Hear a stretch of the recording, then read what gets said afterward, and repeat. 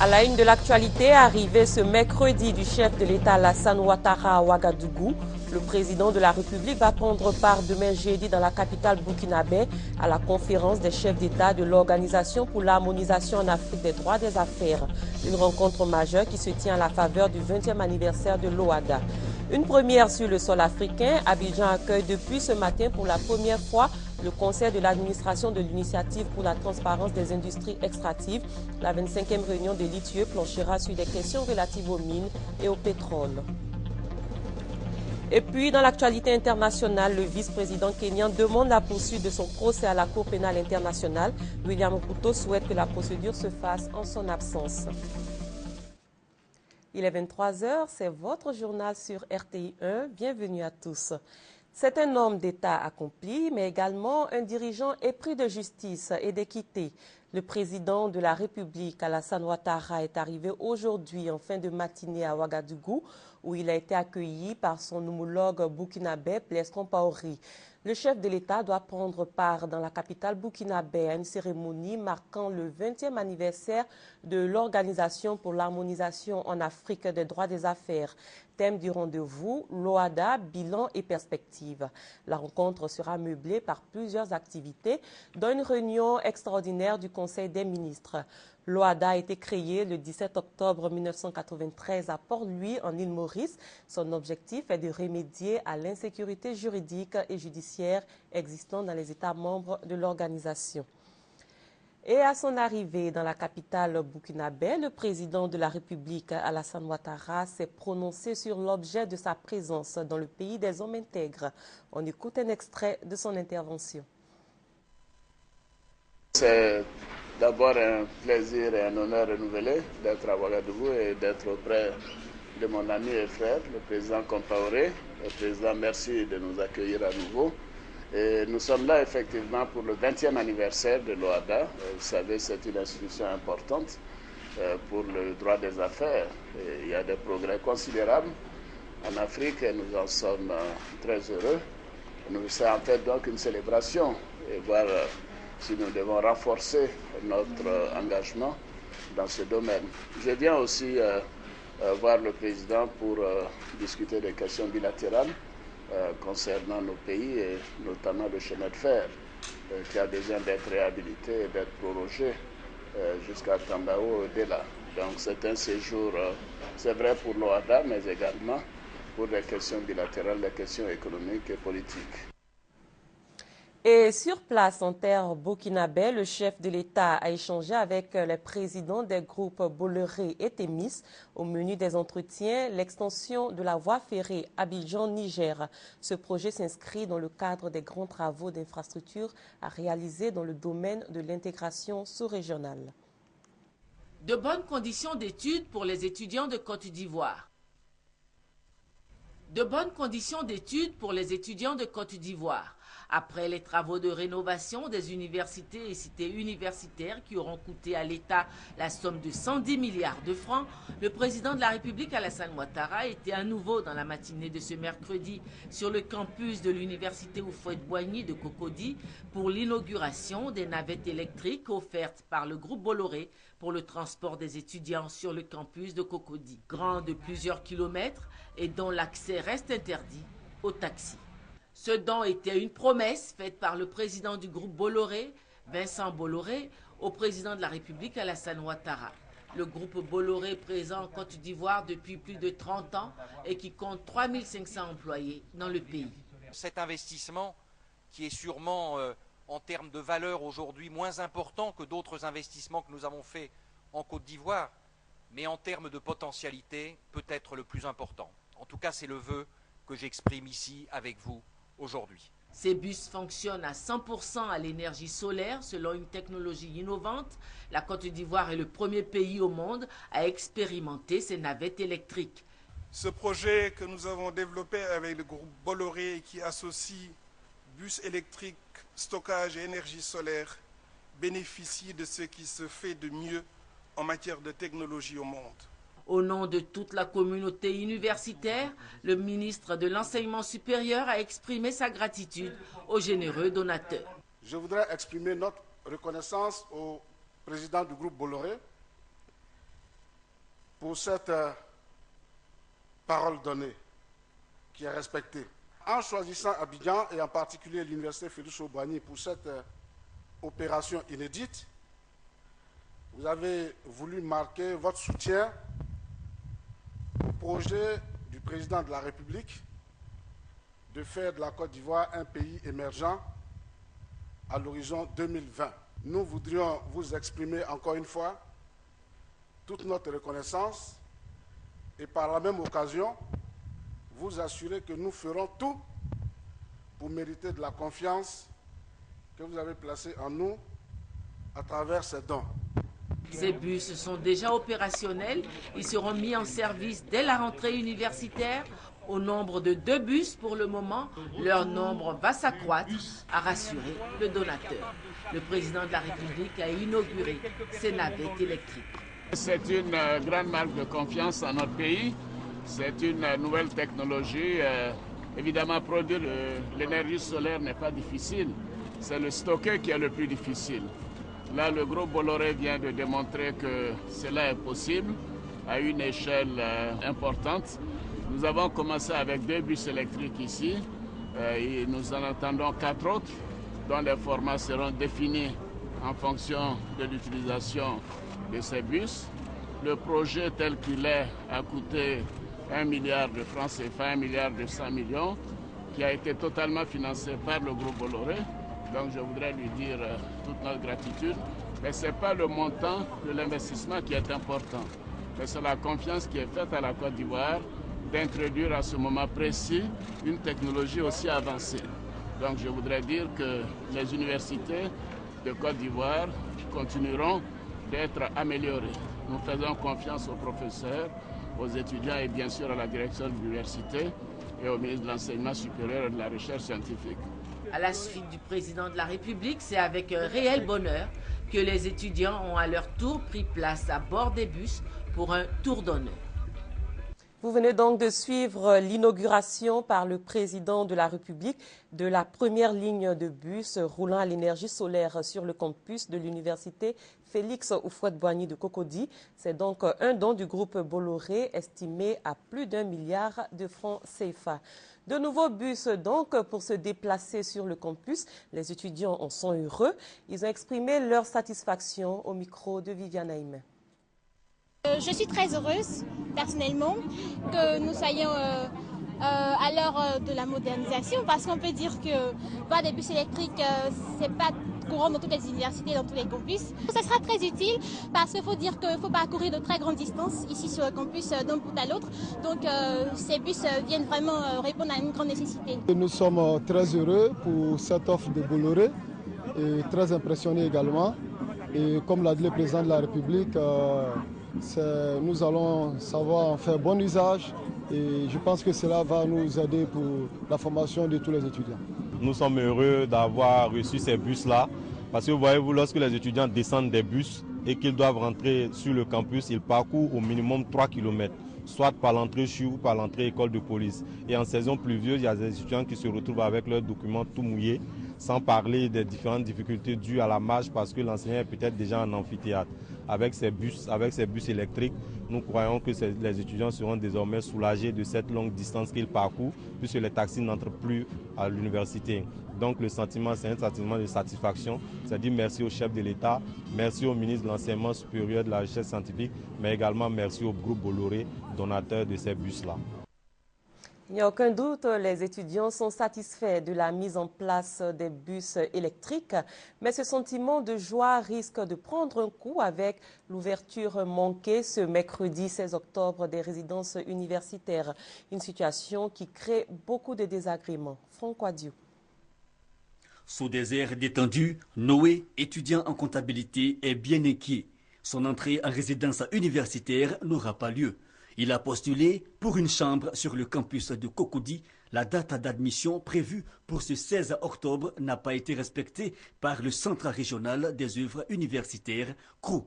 Nous sommes venus, ils nous ont dit de patienter encore, qu'il y avait des personnes qu'on devait mettre à jour, tout ça. Bon, comme c'est l'université, on a préféré attendre un peu pour voir ce que ça va donner jusqu'au lundi prochain.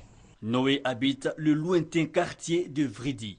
pour se rapprocher de l'université Félix Houphouët-Boigny. Il dit loger chez des amis. Des cas similaires sont légion. Dans cette file d'étudiants attendant l'autobus pour Abobo, de nombreux candidats à l'admission en résidence universitaire désabusés.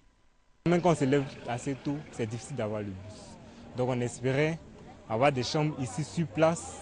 Au moins, dès que tu descends de tes cours, tu vas en chambre, moi, tu as le temps d'étudier. Cette situation ne nous arrange pas. Parce que moi, comme ça, j'habite à Bobo. À Bobo, le matin, bon, tu as cours peut-être à 8 h.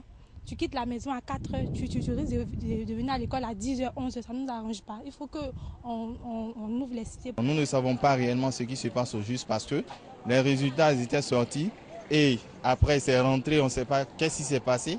Et jusqu'à présent, nous sommes dans l'attente. Pas d'informations, nous approchons donc les services du CROU. Ici, aucun commentaire. L'information obtenue, l'ouverture des résidences universitaires aura lieu à la prochaine rentrée académique, le 15 novembre prochain.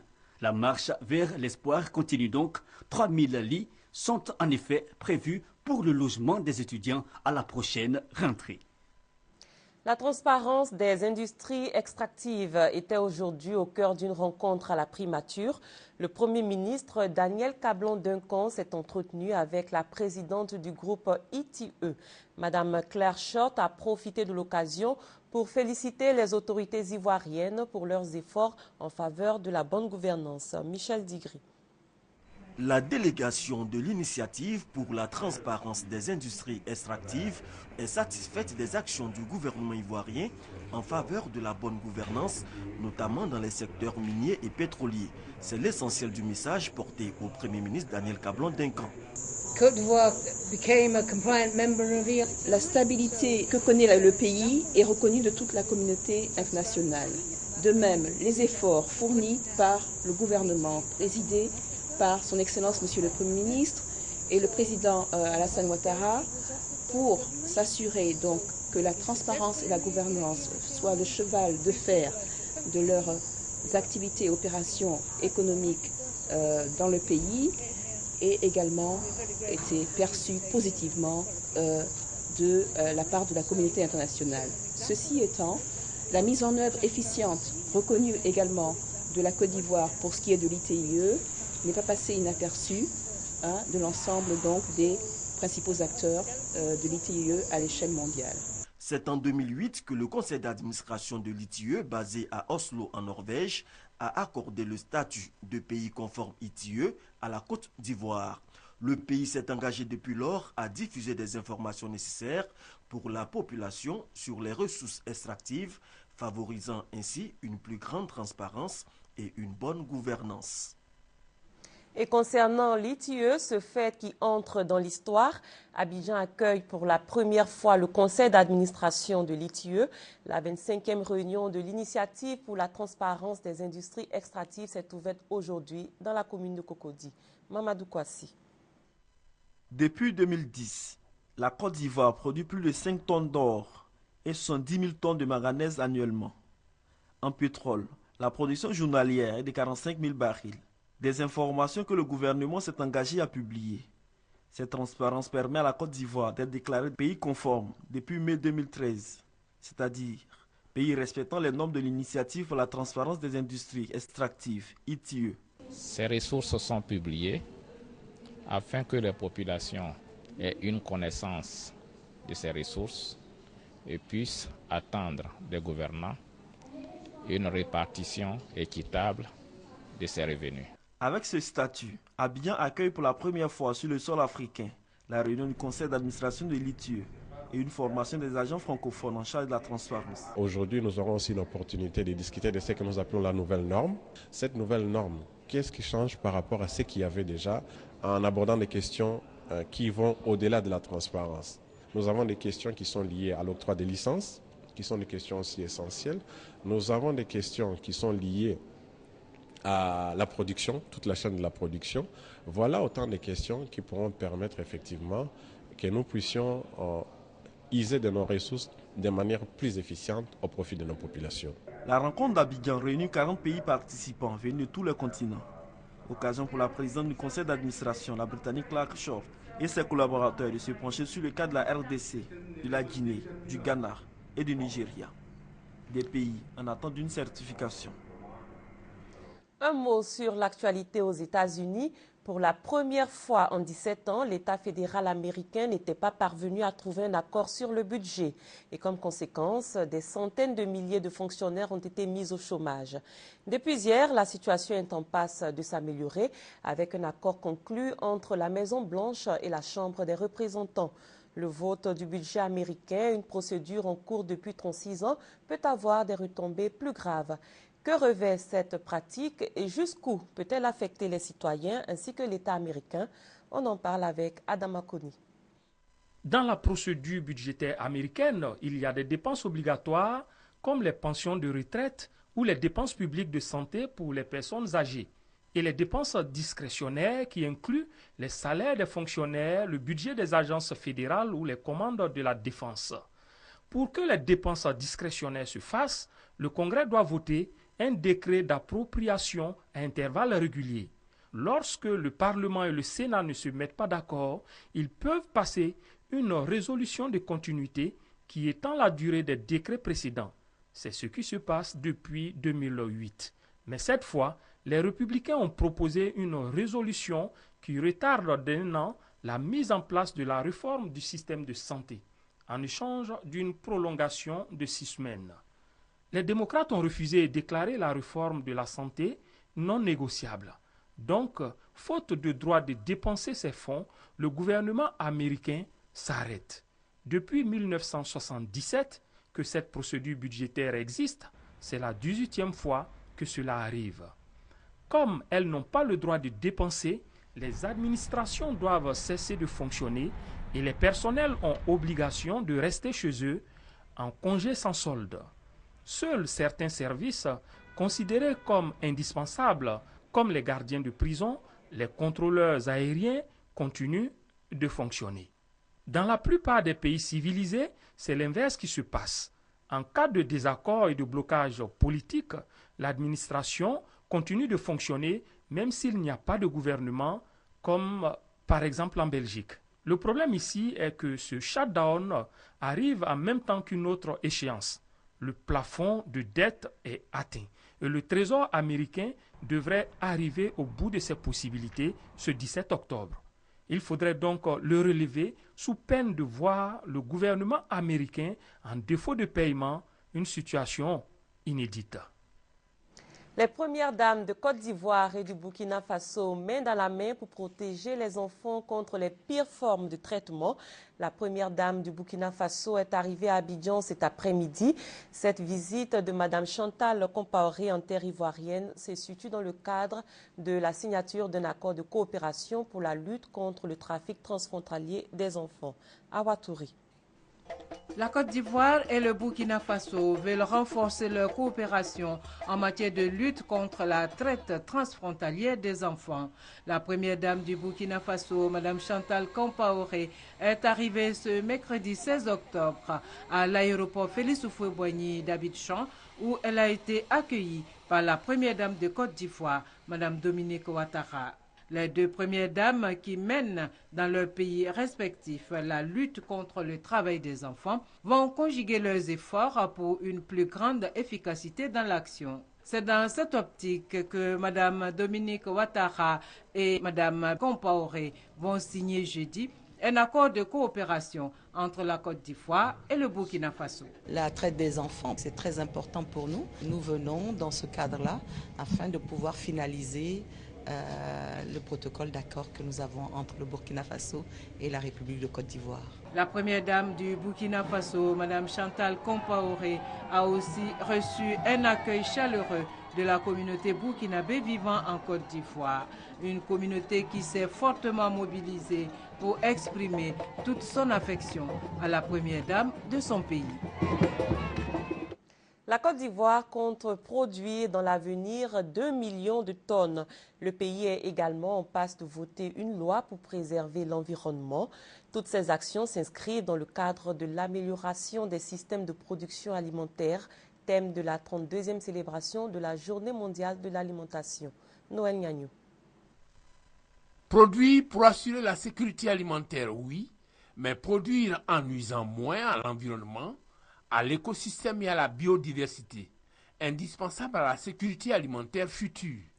En d'autres termes, produire de façon durable en préservant les ressources naturelles, c'est mieux. Voilà résumé l'actualité mondiale sur l'alimentation en 2013. Dans cette optique, que fait la Côte d'Ivoire? Elle a décidé de passer d'une agriculture extensive à une agriculture intensive avec le PNIA, Programme national d'investissement agricole. Ainsi, plusieurs ouvrages sont en cours de réalisation ou programmés pour l'être. Ces ouvrages permettront d'irriguer 200 000 hectares d'ici 2016 pour une production alimentaire brute additionnelle de près de 2 millions de tonnes sans qu'un seul centimètre carré de terre ne soit défriché en plus. La production intensive se fera également par l'utilisation maîtrisée par les exploitants agricoles de variétés performantes mises au point par nos institutions de recherche. Les résultats sont éloquents. Nous sommes heureux de constater que nos producteurs de riz sont passés de 3 à 5 tonnes de riz par hectare et par cycle. Ceux du cacao peuvent obtenir des rendements de 3 tonnes par hectare contre 400 kg par le passé. Aujourd'hui, un producteur de manioc peut obtenir 30 tonnes à l'hectare contre moins de 10 il y a seulement quelques années. Comme on le voit, la Côte d'Ivoire s'est inscrite dans l'actualité mondiale et prévoit légiférer sur la question, comme pour prendre l'engagement de laisser aux générations futures une terre ivoirienne capable de leur offrir de quoi se nourrir et à mieux se nourrir. Le lavage des mains est un geste qui sauve et les femmes de la Locodrome gagneraient à le pratiquer au quotidien. Elles viennent d'être sensibilisées sur la question et c'est une initiative du réseau des journalistes et hommes de médias pour l'eau et l'assainissement en Côte d'Ivoire. Franck Quadio. Je vais mettre le produit sur ma main et je vais laver ma main. Je rince. Le lavage des mains. En Côte d'Ivoire, moins de 4% de personnes se lavent les mains à l'eau et au savon. Des données relevées par le WASH JNCI, le réseau des journalistes et hommes de médias pour l'accès à l'eau potable. Et pour mener la sensibilisation, les restauratrices à travers le district sont ciblées. À la Locodrome de Cocody, par exemple, plusieurs restauratrices disent n'utiliser que de petits seaux ou des bols, pas toujours fiables pour réussir un lavage parfait. Nous sommes adressés aux femmes de la commune de Cocody, surtout aux femmes de la Locodrome de Cocody, parce que plus de 200 personnes visitent chaque jour cet espace gastronomique. C'est la raison pour laquelle nous sommes adressés à ces femmes. Se laver donc les mains à l'eau et au savon, ce sont les conseils donnés par le WASH JNCI à ces dames. Des kits à cet effet sont offerts. L'idée est de permettre à ces restauratrices d'être des agents de sensibilisation à l'hygiène des mains. La question du VIH-Sida constitue le menu d'un atelier qui s'est ouvert aujourd'hui à Abidjan. Les acteurs de la lutte contre cette pandémie vont faire au cours de ce conclave le bilan de la réponse apportée au VIH-Sida depuis la crise de 2010 à ce jour. Ils ont 2 jours pour rassembler toutes les données, notamment celles du ministère de la Santé et de la lutte contre le sida, de l'OMS, du HCR et des organisations de la société civile. Le réseau des associations des femmes actives d'Afrique a désormais une coordination dans la région de la Nawa. La cérémonie d'investiture s'est tenue à la place de l'indépendance de Soubri. Thérèse Tapeyouboui. Zongo Antoinette est la présidente de la coordination du réseau des associations des femmes actives pour l'Afrique, RAFA, de la Nawa. Elle a été investie par Koné Antoinette, la présidente nationale. Zongo Antoinette a pris l'engagement de tout mettre en œuvre pour être à la hauteur de la mission à travers la rigueur et l'abnégation dans la gestion des projets et autres activités. Le réseau des associations des femmes actives pour l'Afrique a pour objectif de bâtir un monde d'espoir pour les femmes où la pauvreté sera vaincue et les femmes vivront dans la dignité et la sécurité. Pour cela, le réseau appuie financièrement les activités génératrices de revenus des associations féminines, sensibilise et inculque un nouvel esprit d'éveil afin que la femme puisse s'assumer pleinement. Pour réussir sa mission, le RAFAR s'appuie sur des partenaires financiers fiables dans le souci d'une grande efficacité d'action. Ali Ali Kouadio, préfet de la région de Soubré, a salué l'installation du RAFAR dans la région de la Nawa, une grande zone productrice de cacao avec malheureusement un fort taux de pauvreté dans le milieu de la femme. Aussi a-t-il souhaité que le réseau soit une opportunité pour les femmes de prendre leur destin en main. Autre moment fort de cette cérémonie, la remise d'un véhicule par le partenaire à la nouvelle coordinatrice. Le RAFAR compte 200 associations pour 90 000 adhérentes. Deux belles prises pour les forces d'intervention rapide d'Adiaké. Elles viennent de mettre le grappin sur deux bandes de voleurs de latex. Ces arrestations ont eu lieu lors d'une patrouille organisée dans les plantations d'EVA à la demande des planteurs. Léon Brou. Fin de parcours pour Kaboré Soumaïla, Oyewade Oscar et Kabré Aruna. Ces trois voleurs de latex dans le département d'Adiaké ont été mis aux arrêts dans la nuit du 11 au 12 octobre 2013. Cette nuit-là, les trois bandits et leurs acolytes encore en fuite rentraient des plantations d'EVA à bord d'un véhicule de type Mazda 626, immatriculé 6947 EL01. Le véhicule chargé de plusieurs sacs de latex volés est pris à partie à Assié, un village d'Adiaké, par une patrouille des forces d'intervention rapide basées dans le département.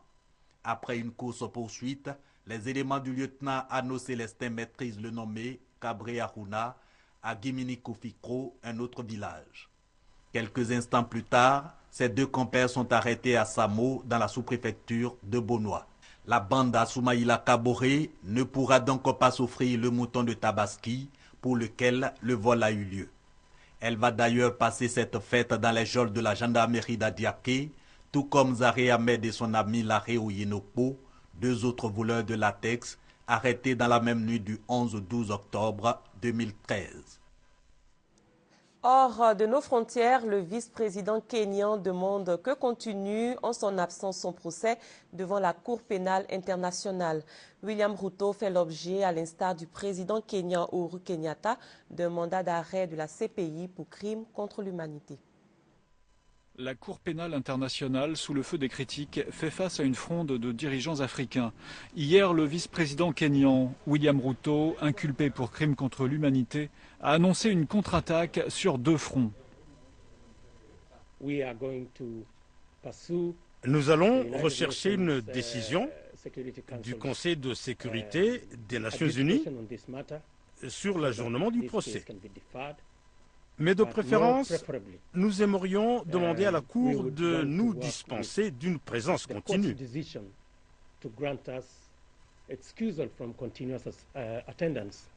La priorité pour William Ruto est de rentrer chez lui. Son procès a débuté le 10 septembre dernier.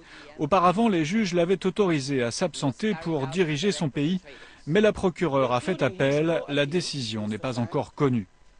L'autre front a déjà été ouvert le week-end dernier par l'Union africaine, considérant que les chefs d'État et de gouvernement devaient bénéficier d'une immunité. Elle appuie les demandes d'ajournement formulées par le Kenya auprès du Conseil de sécurité. Elle concerne le procès de William Ruto, mais aussi celui du président kényan Uhuru Kenyatta, qui n'a pas encore commencé. L'attaque contre le centre commercial Westgate à Nairobi et les menaces terroristes sont mises en avant par les deux dirigeants kenyans pour justifier cette demande. Il y a des raisons légitimes pour ajourner le procès. Il faut donner au Kenya le plus de chances possible de faire face aux sérieux défis de notre région, de notre pays, sur une question qui est d'intérêt mondial. William Ruto et Uhuru Kenyatta, élus en mars dernier, sont poursuivis pour les violences post-électorales de 2007-2008 qui avaient fait plus de 1000 morts. La demande d'immunité est jugée déplorable par les organisations de défense des droits de l'homme qui considèrent que les dirigeants africains mettent leurs intérêts au-dessus de ceux des victimes. C'est la fin de ce journal. Merci de votre aimable attention. Bonne suite de programme sur RTI1.